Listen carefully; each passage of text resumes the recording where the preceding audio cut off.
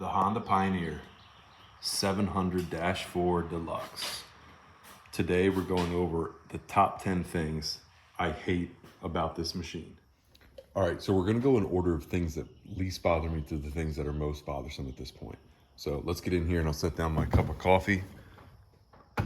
Oh wait, there's nowhere to set down a cup of coffee. The only cup holders in this vehicle are these door pockets. Now, they can fit a decent sized bottle of water, but how hard would it have been to get something up here for a bottle of water, a Yeti cup? Cup holders. Where you at, dog? All right, now number 2 is gonna go along with the same theme. It's lack of storage. Now there's a couple missed opportunities. This is great. You can throw sunglasses in there, you can throw your phone in there. This glove box, it's decent, it's big, you can throw gloves in there, but there's really no more storage here. Now, what could they have done? Well, under the seat. All right, so your battery compartment is under your passenger seat. Not much you can do there. But over under your driver's seat, look at this. You have your oil fill snaking up right here.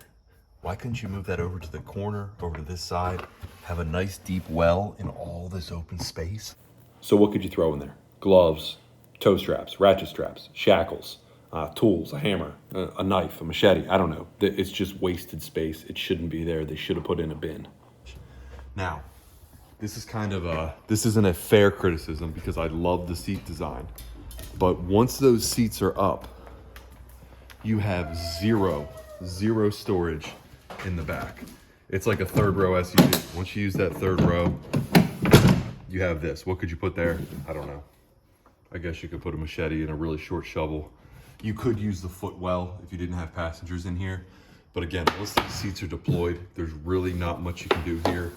If I wanted to take this across the street and go fishing, and I want to take the whole family, I mean, we could put half of this down, throw fishing rods in there, but this is basically useless. I don't know how you'd fix that because one of the things I like is the short chassis. But again, could they have done something better there? Maybe.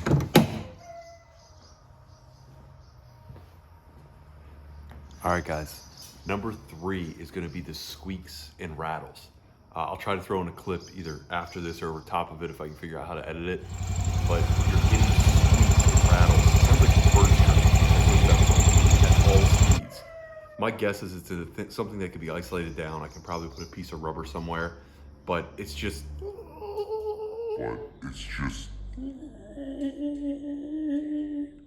It's kind of a quality fit and finish issue, which is another line item on here. It shouldn't squeak and rattle that much from new. Maybe it'll break in, maybe it'll wear in, maybe stuff will loosen up and settle. But right now, at all speeds, you're getting squeaks and rattles that shouldn't happen on a machine of that price. All right, so number 4 are what I'm gonna call engineering issues. They're little attention to detail that could have been fixed, could have been sorted out, but I think they were misses. All right, so first, this is your ignition switch. Easy, right? This is your automatic to manual transmission selector for the paddle shifters. Now, they're the exact same shape. They're both circle, pretty much identical. You feel a circle and a ridge.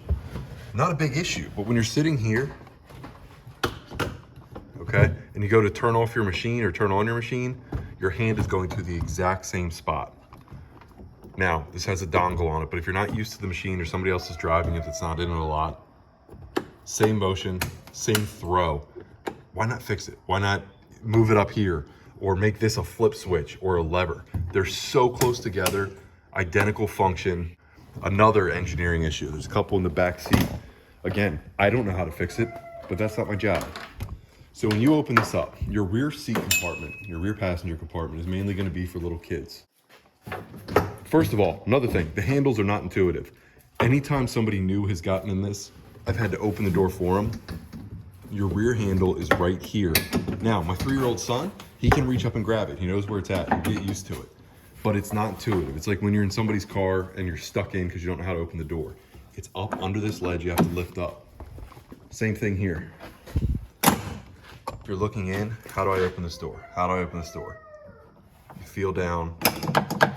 They work well. I think you'll get used to it. It's just not intuitive. Now, the big gripe here, when you're getting in, this hinge is always gonna have grease on it, okay? It's the way it works. As an adult, you're gonna get grease on your pants. I know because I've done it. As a kid, my 3-year-old, he doesn't care. He's gonna get up, slide, shimmy in here, smack his stomach or his pants there and get grease all over it. Will that wear off with time? Yeah, but I should probably re-grease it. Is there a better way to do it? I don't know. But this is such a tight entrance that it's very difficult to not rub up against this hinge, which is gonna accumulate grease over time. From this angle, you can perfectly see my neck stripe.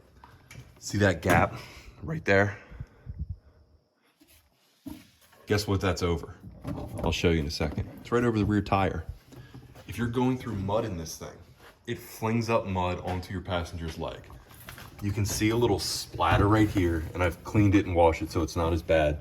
And it's not the end of the world, but you're sitting literally over the rear tire. If you look down that hole, that's the rear tire right there. So if you go through any kind of mud at all, you're gonna fling up a little bit of mud off these tires into this gap and get it on your passenger's legs. Okay, number 5. You'll probably hear a lot of complaints about this on the internet. Your seatbelt. You have to have the driver's seatbelt buckled to go over 15 miles an hour. There's a lock in there. I get it, it's good for safety.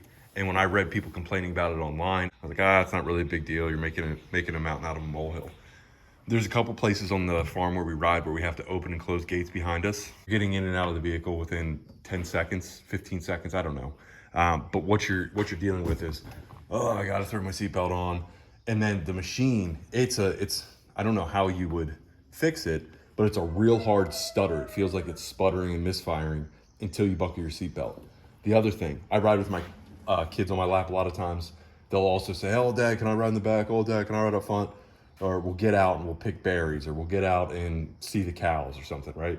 So you're constantly putting this on, having to then grab them so they can get in and sit on your lap, or you have to sit down, get them on your lap, awkwardly reach around them between both of you to get the seatbelt on so you can go faster than 15 miles an hour. Again, I get the purpose. I didn't think it was gonna be that big of a deal, but it is annoying.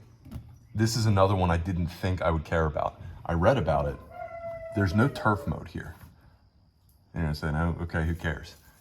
The rear diff on this is locked at all times. This 4-wheel drive diff lock actually locks your front differentials. So it's a closed differential in the back, meaning when you're doing low speed turns, it's gonna turf or grind a little bit like you're in 4-wheel drive. You're in 4-wheel drive and you turn, it sort of like stutters. It does that at low speeds. Now, you spend more money, you get the 1000cc machine.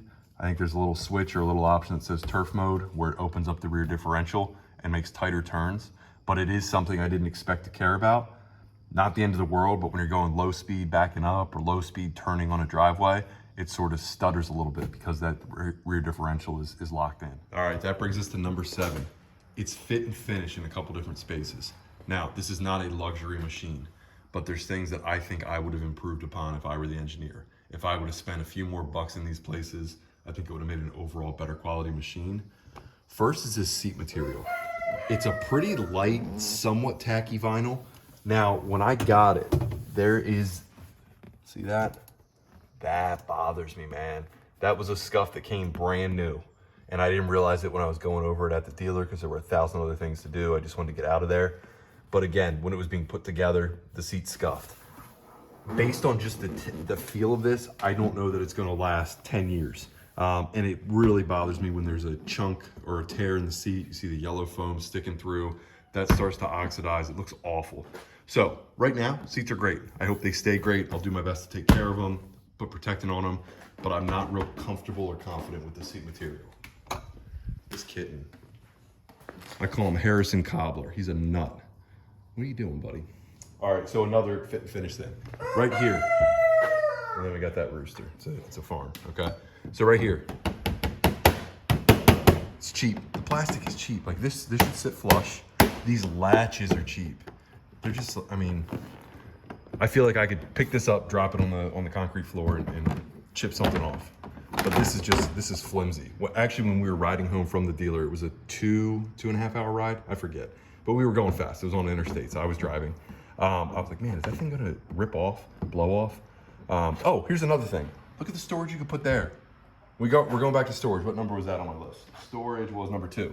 You could put a little shelf in here. Now there's your power steering, there's your radiator. You don't want to block them. But you could put some kind of bucket or shelf in there. There's a lot of wasted space. But anyway, the fit and finish of some of these plastics. Last night, I tried to shine this up. I used a quick spray like wax detailer, and it made it a little swirly. I don't know if the camera will pick it up, but I need to get Armor All on it. That's the correct thing to use, I guess. But the plastics, they're fine. Same kind of thing. The door, super hollow. I feel like if you wanted to, you could just smash this in. I think this is a little more rugged than the body color, the blue plastics, but it's just, it sounds cheap. It's super light. Same thing with the tailgate. Now I know this isn't a truck, but on a truck, you feel okay sitting on the tailgate. This one, see how it flexes? I don't know if I'd sit on that. It's not made to, but when you're used to a truck, I think they could have done something a little more heavy duty there. The last fit and finish, maybe it's the last fit and finish. What I showed you earlier, the material that's protecting, I don't want to drop the seat because again, I'm scared I'm going to tear it. The stuff that's protecting the underseat cargo, this is like the thinnest piece of rubber I've ever seen. Like I'm confident if I went like that, it would just rip off. Now, Honda's been doing this for a while. Maybe they've tested this and it's super resilient, but it feels like, what's going on there? It's not, doesn't give you a lot of comfort that it's gonna last a long time, especially when it's right over the engine where all that heat is. It's just super, super flimsy. So I don't plan on being in and out of here a lot, especially since there's no storage. But I think they could have done something there, even plastic with clips, I don't know. All right, guys, so number 8. Number 8 might be a little controversial or sound a little whiny, but the price and availability of this, super annoying. Still a little burn about it. That's across the industry though, so that's not a Honda problem. I think Honda is worse than others. But I ordered this. I put a deposit down at a dealership. Sorry about that, rooster. Put a deposit down at a dealership October of 2022. I picked this machine up, I think the second week of June in 2023. And I didn't get it from the first dealer I put a deposit at. So that deposit had stayed there for October, November, December, January, February, March, April, May, June. 10 months. They refunded it. They were great to work with. They were my closest dealership. I ended up driving to New Jersey to get this. That's a story in itself. So I put the deposit down October 2022. The end of January 2023, I was searching, hey, there's gotta be one somewhere. And I saw this one was incoming at the dealer in Jersey. So I called them, I said, hey, when's this thing gonna ship? They said, oh, it's actually shipping today. I said, no way. So I put it down a deposit there right away. Now, I didn't get this till June. The ship date was pushed back multiple times. The dealer was very poor in communicating that to me. I would reach out and be like, hey, did this ship? Oh, no. The ship date got pushed back. Okay, what's the new ship date? They tell me. Okay, give them a couple weeks. Hey, did this ship? No. So that was super annoying. All right, now in addition to the price, it's the upsale of packages. I got the Deluxe because I needed power steering. Other than that, the base model would have been fine. I think the Deluxe gets you the power steering, maybe some body colored panels, and different wheels. I don't really care about the wheels. Now these look sharp, I like them. The stock ones look like Steelies on the lower model, but I needed power steering. Then you jump up to the next one. Okay, what are you getting there? You're getting a winch, a couple other colorways. I mean, the package upsale on these is nuts. Right, and that package upsale brings me to my next issue. The overall price point, I paid too much for this. Not because I got ripped off, I was able to negotiate a little bit, but in my mind, this is a golf cart. That's what it replaced. We had a 1999 Yamaha golf cart that we ran around the farm. It's getting a lot of age on it, wasn't real capable. In my mind, this is a golf cart. When you go up to the 1000cc machines, which there's a lot more of the 1000cc machines, I could have bit the bullet, got one of those a lot quicker. You're paying 25 grand for a golf cart. This one was expensive enough, and it took me a long time. In my mind, I was like, why don't I just go buy an old Ford Ranger or an old Jeep Cherokee, not a cool Wrangler, Jeep Cherokee, and just take the doors off and run it. Get those for 4 or 5 grand for a decent one. So for what this is, now is it much more capable, is a lot more fun? Yeah. I have a 1999 Chevy Silverado sitting right out there. It's rusty. It's a great truck. It does a lot of what this does. If I sold it now, which I've considered doing since I got this, because all I do is run around the farm in that thing, go to the dump every once in a while, pull stuff I don't want to pull with the nice truck. So this side-by-side does a lot of what it'll do. I'd get maybe $3,500 for that truck if I'm lucky. It can do a lot of what this does. Turning radius isn't as good, it isn't as fun, but it hauls, can run up a dirt road. It's got 4-wheel drive. It can also go on the road. So the fact that these are so expensive now bothers me. I was looking at K-trucks, the Japanese K-trucks. A lot of those are only 2-seaters. My wife's not real comfortable driving a manual, getting them imported, blah, blah, blah, blah, blah. But you're talking 7-8 grand. They'll do everything this will do, and they look so cool, and you can take them on the road. Look at dirt bikes or 4-wheelers. I could have gotten 2, maybe 3 4-wheelers, 2 decent ones and a kid one for about the same money as this. Could have gotten a really nice dirt bike and a 4-wheeler. So the fact that these side-by-sides are as expensive as they are, I know it's supply and demand. I get that there's a lot that goes into them, but it's kind of ridiculous when you really want to. I also want to be clear. Some people in the comments might say, "Oh, if you wanted to eliminate all that, you should have spent more money," or "Oh, that's a Honda issue. If you would have went Polaris, it wouldn't be a problem," or "Oh, you're a baby, you don't need cup holders." I get all that. I am complaining about the machine. That's the whole point of the video. But I understand that there's limitations everywhere. I'm saying if Honda brought me in as a consultant, this is easy stuff for the most part. I would say, yeah, you need to fix that. 9 and 10 are kind of related, and they're my biggest gripes. The lack of 4th gear. It's a 3-speed transmission. I love the transmission. I love the fact that it's there instead of a rubber band. You know, like all the other manufacturers are using CVT transmissions, belt-driven transmissions. This needs a 4th gear. It's got plenty of power. So we can get my wife in the passenger seat, our little girl in between us, me driving, my brother, who he's a big guy as well. He's not as fat as me. He's not fat at all. He's like 6'1", 200 pounds. Then my son in the back. So we have 3 adults, 2 kids, no problems on power. Thing will climb anything. And I'll get into the pros. I'll make that video next, what I like about it. The engine has plenty of power. The transmission doesn't utilize it. I think, and number 10 is the worst part, which is related to this, okay?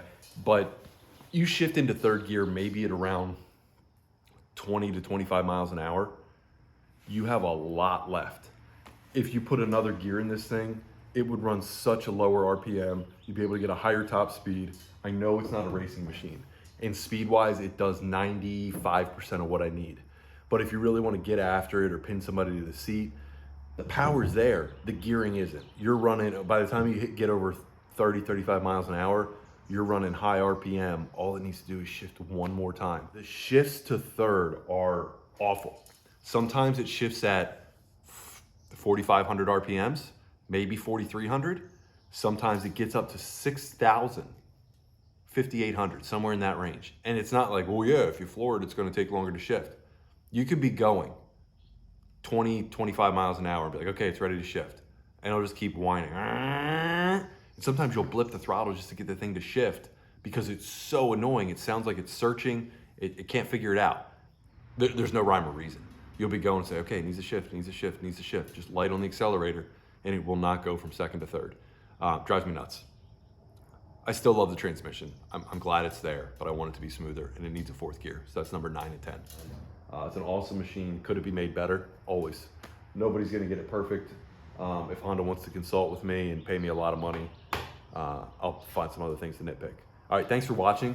I'm always gonna say like and subscribe. I have no idea how YouTube works. I know that nobody watched the first couple of videos I made, which is to be expected, but maybe if I say like and subscribe, those views will go up and will kind of motivate me to do more. Because right now I'm just like trying to figuring out how this all works.